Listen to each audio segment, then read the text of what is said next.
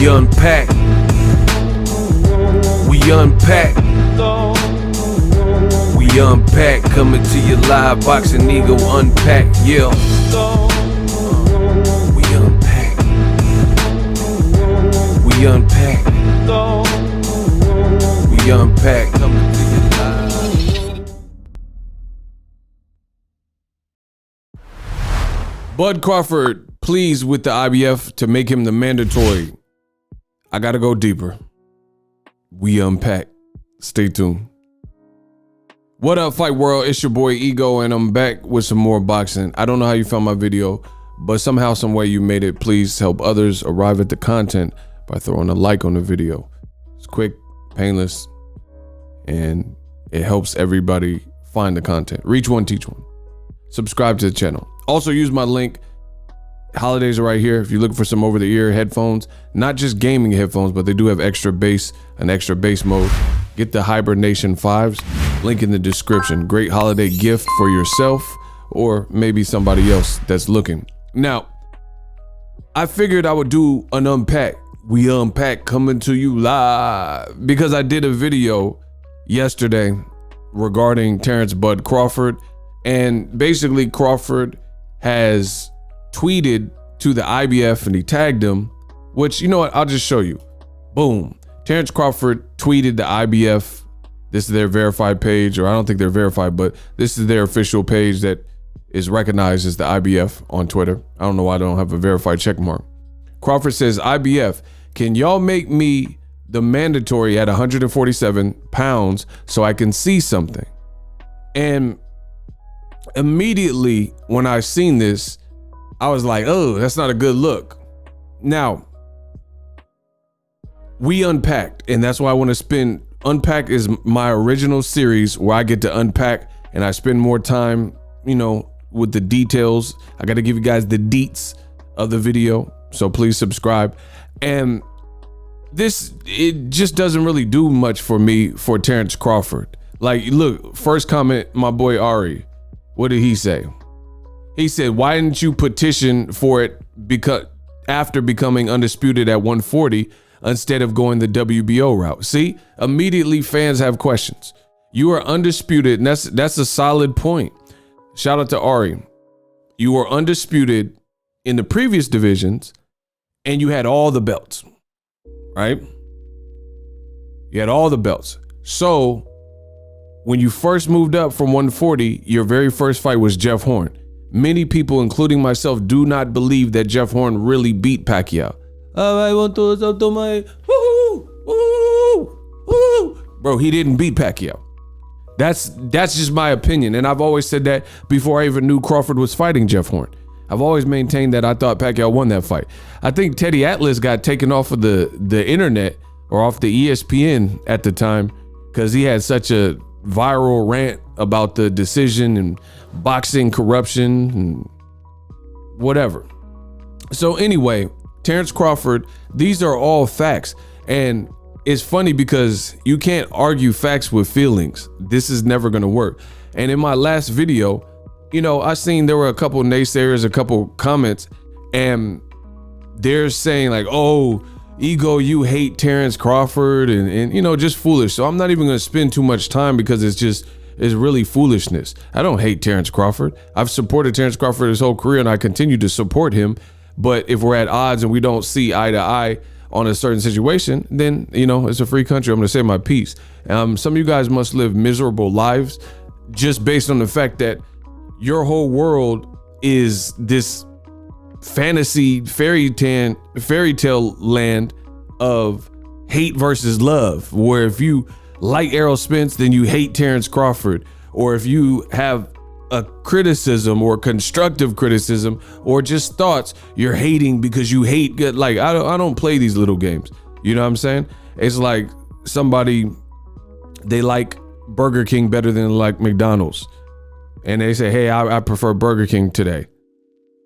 Oh, you hate McDonald's, you're racist against. I mean, it sounds stupid, but this is what we get in the world of boxing. A bunch of beta males in their feelings and their real life questions. I'm just opening the dialogue. Crawford posted said thing, and he says, can the IBF make me the mandatory at 147 so I could see something. So in his world, in Crawford's world, I can't speak for him, but from the outside looking in, it appears to me that Crawford is entering free agency and he's double backed from what he previously said, and he's trying to ramp up conversations and or pressure on Errol Spence. And for several reasons, I don't think it's going to work, because one, I'll talk about the IBF in a second, but two, tweets don't get the fight done. First of all, I could look through the comments. I'm pretty sure the IBF hasn't even responded. Look, people got all these questions, and I don't even have to read the comments. I can already tell. I could already tell, like, that. Look, I don't even know what this is about. Look at this. What is this? I don't even know. Why is he shaking? I don't know. I don't even know what's going on. But anyway, I haven't heard anything from the IBF responding to this. So one, it's a waste of time. Again, I look at the world, since I cover boxing for so long at this point. Boxing is my life. This is like literally a part of my everyday life, every single day, right? And I look at boxing and life through the same lenses almost. Like, life is very analogous to things you see in boxing. Like, oh, if you get down, you get knocked out. Just why you have the classic monologues from Sylvester Stallone and whatnot in Rocky, because those life lessons are boxing lessons as well, Let me tell you something you already know, kid.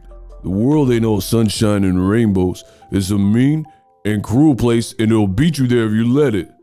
Nothing is gonna hit as hard as life. You wanna fight? That's why. Oh, thank you. I'm the king of these impressions too. Y'all know that. Y'all don't know. Y'all know the world ain't all. You didn't know to use 3 seashells. Y'all know I'm the king of these impressions. Stop playing with me. Smash the like button. Subscribe if you like stuff like this, boxing and entertainment. Okay. So anywho, boxing and life are very similar. And one thing that I noticed is just how you would score boxing, you would score per the rules based on effective aggression, meaning you're not just the aggressor, it's effective aggression. So me talking about this Terence Crawford and what I'm pointing out, it's because the way Crawford is moving and what he is saying, I have questions about it. And using my analogy, I don't believe that this approach is effective aggression to get what Crawford is saying he wants, which is the Errol Spence fight. So to me, this is not effective aggression. And I'll talk about the IBF, why this doesn't make sense. So in fact, I tweeted this, right? I tweeted this immediately after. I said that Bud tweet makes no sense. Bud has been a champ since he moved up to welterweight Jeff Horn fight in 2018, right? So I told you Jeff Horn, I was at that fight also in Vegas, and it wasn't sold out. It was like 8,000 people, right? Which is part of reason I'm talking about sales and stuff, is because it's part of the conversation here with the Errol Spence fight and the realities of that Bud doesn't see or his team or whatnot. So anyway, Terence Crawford moved up to welterweight in 2018. His first fight was a title fight. Just like my boy Ari said in the comment section, you chose the Jeff Horn fight as your first fight. You were undisputed. If you wanted to destroy Errol or whatever and go after the IBF, which you're now clamoring for in a tweet as a champion, which what makes you look desperate, in my opinion. If you were going to do that, like Ari's saying, why didn't you do that straight after undisputed? Why'd you go after Jeff Horn? If Errol's so scared and whatnot. So it sounds like maybe you want to acclimate to the division, which that makes sense. But now to try to flip it and, create this commotion, make it look like Errol Spence is ducking, I don't see all that, right? I don't see all that. So I said the Bud tweet makes no sense. He moved up to welterweight in 2018. Why would the IBF now order the Errol Spence fight? What I mean by that statement is this: he fought that fight in the summertime when he fought Jeff Horn. First fight was a title fight in a brand new division, and he stopped Jeff Horn. I believe it was July of 2018. I was there. Memory might be a little foggy, but I think it was, I know it was the summertime because I was in Vegas and I remember it was decently hot. So I want to say July. You guys can look it up. Let me know if I'm right or wrong in the comment section. This is all a freestyle. I don't have any cue cards or teleprompters or notes. So, let me know if I'm accurate or not. So I want to say that Jeff Horn fight was July 2018, right? I went to the fight. Terence Crawford whooped Jeff Horn. I don't think Jeff Horn beat Pacquiao, but that's a whole nother situation. And that's not Terence Crawford's fault. Anywho, it wasn't sold out in Vegas. Crawford destroys Jeff Horn. And from that fight on, every single subsequent after fight, this is how Crawford's moved in his team.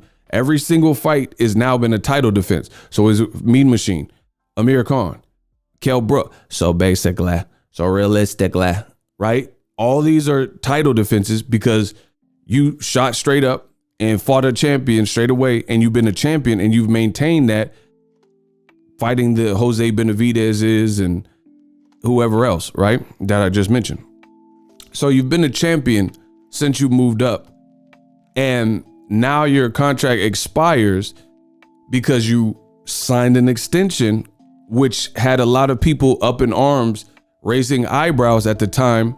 But Crawford is a stubborn person. He seems insanely, in the world of boxing, like in the square circle, this acquits him well because he's such a stubborn person. He'll beat you in the ring. You see what I'm saying? Because he's fiercely competitive. But it looks to me like Crawford takes that same competitive streak and same like bullheaded, stubborn approach to his business.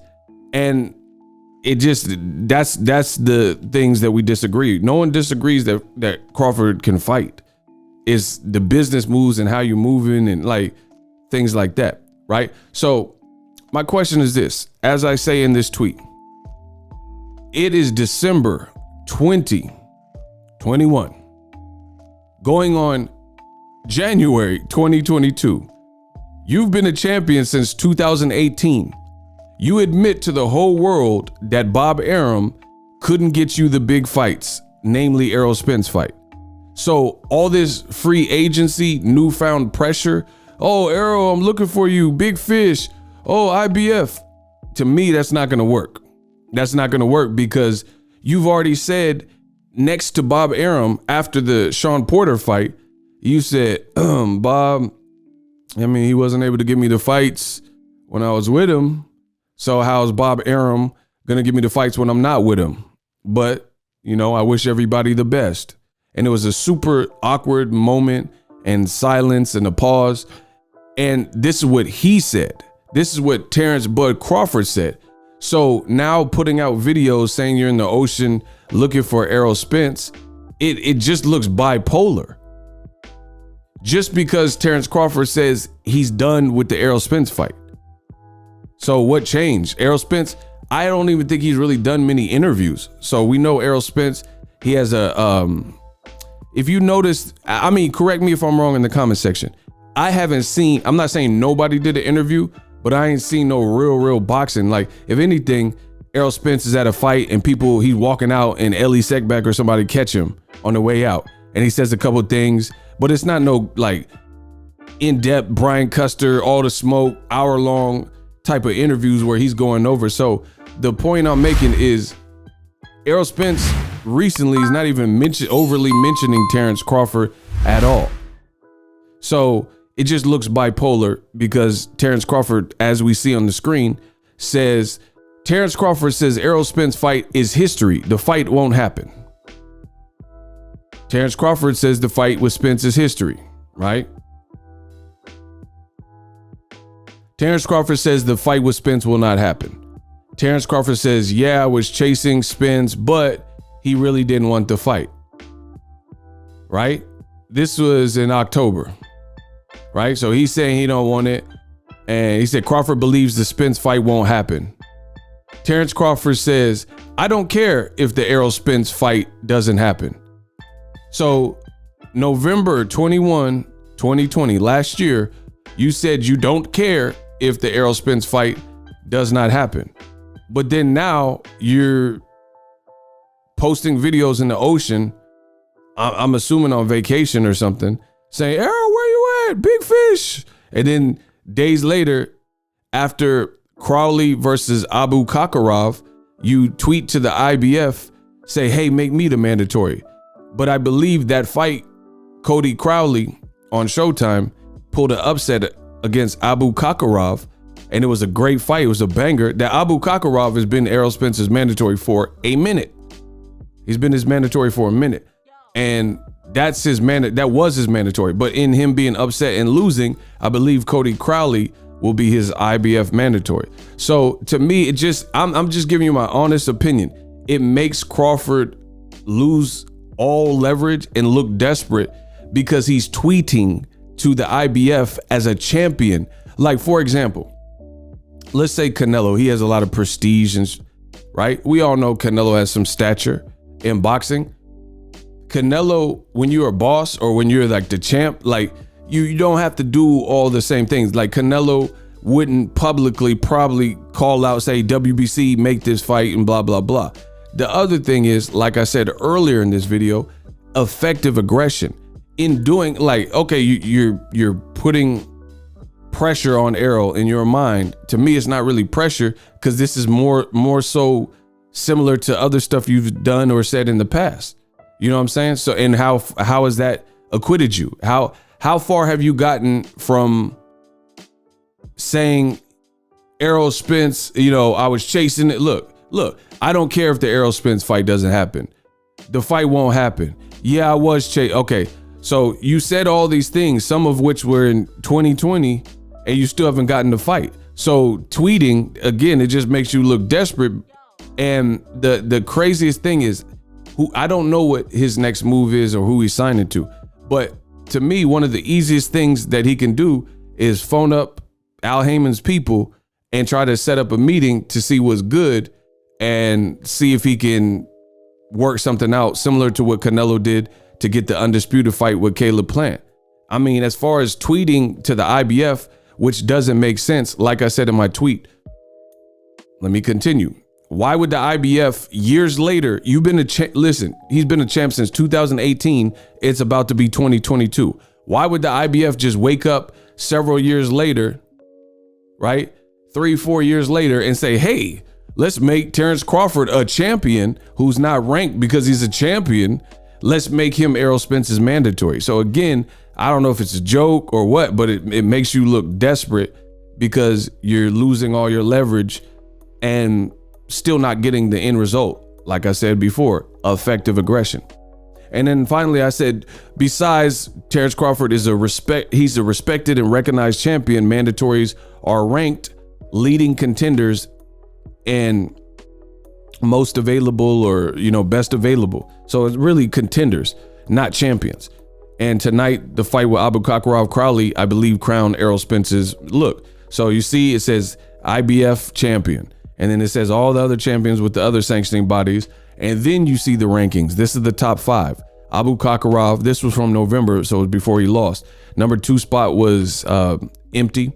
And then they have Jerome Boots Ennis, Virgil Ortiz, and Conor Benn. Nowhere on the top 5 do you see Terence Crawford, because he's recognized as a WBO champion that he's been since 2018, and his team hasn't been able to give him so much as a unification. Like even when Sean Porter had the belt, he fought Sean Porter eventually, but Sean Porter was like apparently in the twilight of his career, where he was, venturing off into the commentator space and podcasting space because he had dedicated enough of his life to boxing, it seems, right? So I just don't. The bottom line, the reason why I'm making the content, 1, I'm gonna talk about what I want. 2, I'm making the content because I just don't see this as working for Terence Crawford. Right? Tweeting to the IBF and things like that. If anything, it just looks ridiculous. That's just my honest opinion. Right? But, I like to save the best for last. Boom. So I tweeted this out. Follow me at BOXINGEGO. I said, Bud is a champion. Bud, a champion, tweeted to the IBF, which I just showed you. He's like, so it looks kind of like you begging for the fight. And again, I believe Errol Spence Ugas is happening. So I don't know if Terence Crawford feels that as well, and he's trying to get ahead of the bullet. So when that fight is announced and he's left without a dance partner, then maybe Terence Crawford could be like, oh man, Errol's ducking me. See, he chose Ugas instead of me. But Ugas is just a ready-made fight, and they were already scheduled to fight before you even fought Porter versus Crawford. You know what I'm saying? So whatever. Anywho, I said Bud, a champion. Like the bottom line is it's sad that you have to see a champion, and it's different because there's champions like Devin Haney, and he's in a definite position where people have kind of sidestepped and avoid. Crawford, there's a difference between getting shot at versus when the gunshots are self-inflicted. And I feel like guys like Guillermo El Chicao Rigandao, he got shot at. Like, he was getting dumped on by Bob Arum and stuff like that. That wasn't his. Boxing media and old media, they were the ones targeting Rigandao and not making it easy for him to get the big fights with Leo Santa Cruz and stuff. Same thing with Devin Haney, right? So they were in situations, and Devin Haney currently is still in the situation where he couldn't get a fight. Even Deontay Wilder, he was pressing trying to get the Joshua fight, and there was games being played like Eddie Hearn and Joshua, blah, blah, blah. But I feel like a lot of Terence Crawford's situation is more self-inflicted, right? You had a way out and you didn't choose the way out. And then now you're choosing the way out, and we'll see what your next move is. But I said, Bud a champion tweeted to the IBF to make him a mandatory. Per the IBF's own rules, in a purse bid, that means, okay, and let me explain this tweet. The reason why I'm saying a purse bid is because use a little common sense. You have a free negotiating period in terms of a mandatory. So hypothetically, in Bud's world of business and boxing, let's say the IBF said, hey, you're the mandatory Bud. That means you and Errol Spence's team have an opportunity to get on the table and get in the cutting room floor and negotiate the fight. So let me tell you how this will work from a business perspective. Bud Crawford, based on what he said, I don't need Errol. Errol hasn't done much in his little career. I'm undisputed. Bud's head, in terms of his accomplishments, and he like, oh, I stopped Sean Porter. Bud stopped him, and he'll say, I can imagine him saying something like, Errol didn't stop him, I stopped him. So Bud is going to, in my opinion, if they had a free negotiating period, Bud would end up overvaluing based on like undisputed and I stopped Sean Porter metrics that the companies really don't care about, right? Networks is like, what's the bottom line? How much money we, like Nip said, how much money we getting with this? What's the bottom line? Like, what you do, what you move, can you make move?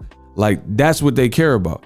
They're not gonna, like, you think the big wigs at Fox or whoever, you think they care if you were undisputed in 3 weight classes or 2, you know what I'm saying? They want to know what you bring to the table. And per Bob Arum, his long time for this space of Bud's career, Bob Arum continues to throw Bud Crawford under the bus and say he cannot sell. Hey, listen, Bob's on the corner of the street yelling, Terence Crawford can't sell. Terence Crawford can't sell, right? Right? I'll pull all this up. I told you we unpacked. Look, there's my video. Made it, ma. Terence Crawford can't sell pay-per-view. That's what Bob said in May of this is my video. In May of 2021. This is what he said. They said Crawford Porter garners 135. These are the realities. See, Bud, he, in his world, he's like, I'm a beast, which he is. So I think he's valuing himself. But a company, they looking at it like, how many pay-per-views have you sold type of stuff. So he could say, I sold 135,000 pay-per-views, right? Which is literally 135,000. You can add you can add all of Bud Crawford's pay-per-view fights together, and that still doesn't reach one Errol Spence pay-per-view with like Mikey Garcia, because Errol Spence did like $350,000, $375,000. And Bud been on pay-per-view Postal, Amir Khan, and Sean Porter. And not one of them have cracked over 200,000. So that's just simple mathematics. So again, the way Crawford is positioned and the moves he's made, we can't just skip past this like, oh, shut up, just make the fight. No, you have to make it make sense. In boxing, it's gonna, and if it does, so here's the thing. So anyway, back to my tweet. Let's say they're negotiating. In my opinion, based on what Bud has said, Bud's demands aren't going to be realistic per what he's actually sold, which would leverage in favor or in your favor or not in your favor what type of split you get. Make sense? So, for example, Bud was like, man, I want 60%. I want 50%, half and half. But then you go to this website, link in the description, and 4 days ago, Bob Arum says Terence Crawford isn't a pay-per-view draw. We've lost money on every fight. Now, whether you agree with Bob Arum doing this or not, this is Crawford's longtime promoter who has data, access to data of Crawford's fights, and the fights they chose to put him on pay-per-view, Bob Arum is saying weren't successful. So again, this is why I'm saying most likely, based on the fight Errol Spence and Terence Crawford already not happening, a free negotiating period wouldn't really get them nowhere because Bud feels his value is the same as his skills, and that's not how business of boxing is ever worked. It doesn't matter. You could have 4 belts and Canelo has 0 belts. Canelo still sells more than you. You see what I'm saying? So you guys got to understand the business. So with disparaging things from his longtime promoter, like, hey, he isn't a pay-per-view draw, we lost money on every fight, then why would Fox or PBC give you the split, give you the lion's share? And they've been working with Errol for several fights, Showtime and Fox. It just doesn't make sense. So like I said in my tweet, Bud Crawford, a champion, tweeted to the IBF to make him the mandatory. Per the IBF rules, in a purse bid, that means you get 35% split as a mandatory. LOL. Bud said he wouldn't do a 60-40 split with Errol Spence Jr. unless it was he who was getting the 60%, the lion's share of the money. So you won't do a 60-40 split for a pay-per-view with Errol Spence. These are Bud Crawford's own words, but you will do 35% as a mandatory, which is what it would get to, because all you have to do is, if a mandatory gets ordered, you have a certain window to negotiate. If they cannot negotiate, then you're threatened with the purse bid. If the two sides cannot come to an agreement within the allotted time, then it immediately will go to a purse bid. And once you have your promoter's license and you are bidding over the minimum bid and whatever else the criteria is, then you're allowed to bid for the rights to the fight, to host the fight. Bud doesn't have a promoter that I'm aware of, publicly at least, right now. Bob Arum is saying, I got the numbers and Crawford isn't a pay-per-view draw. We lost money on every fight. And he said more than that. Bob Arum has said more than that. He's also said, like, you know, maybe he did an interview with Ariel Helwani and he said maybe PBC will want to do a joint venture with ESPN so we could split the risk, because with the guys' salaries, Errol Spence and Terence Crawford, is definitely a gamble where you might not make no money. So again, Bud told the world that he would not do a 60-40 split with Errol Spence unless he was getting the lion's share of the money at 60%. And I said, so you won't do 60-40 for a pay-per-view with Errol Spence, but you'll do 35% as the IBF mandatory, which is what you requested. I mean, it doesn't make sense.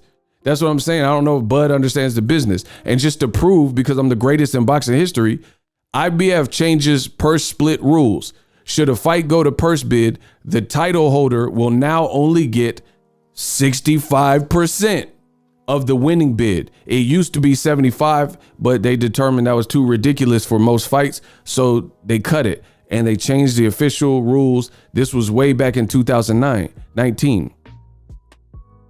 So again, Bud is requesting something that I don't know if he knows the inner workings. So I don't know if you're trying to put pressure on him. I don't know why he tweeted that. I'm not Bud.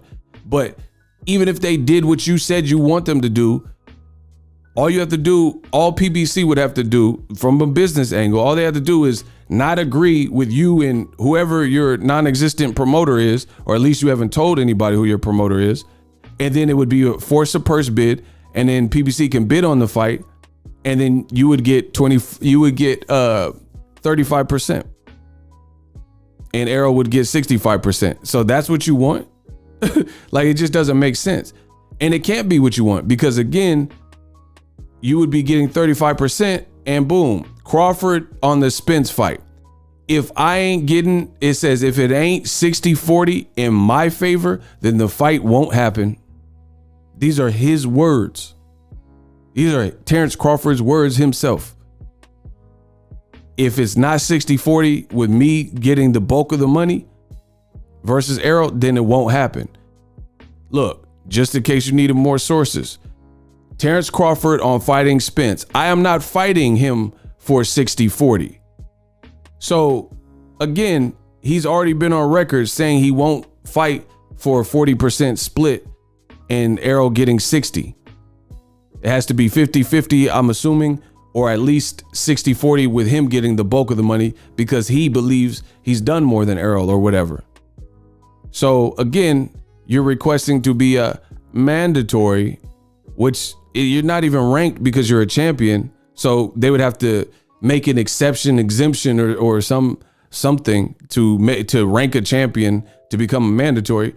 And then you would get 35%, and you already told the world you wouldn't fight Errol for 40%. So this looks like a non-starter. So again, I don't know before Terence Crawford tweeted. I don't know if it's a joke. I don't know. You got to ask him. But it doesn't sound meticulously thought out, and it doesn't put Crawford in the driver's seat. We unpacked. The future is now. The Hibernation 5s by Kenichi Bear. Hybrid gaming and lifestyle headphones. Out of the box, you can connect to any console or PC. Bluetooth ready with a low latency USB adapter, color RGB, and extreme bass mode. The Hibernation 5s adjust to you. Whether you need a gaming, travel, gym, or lifestyle headphones, the Hibernations got you covered. The new Hibernation 5s, link in the description. Customize the way you hear the world. Welcome to the nation. Are you tired of your YouTube videos not getting any views? Well, consider TubeBuddy. I've used TubeBuddy for years to scale up my YouTube channel. Now we're sitting over 200,000 subscribers. TubeBuddy is a browser extension that offers a ton of built-in productivity and time-saving services to take your channel to the next level. Use my link in the description to get started with TubeBuddy and level up your channel faster. We working.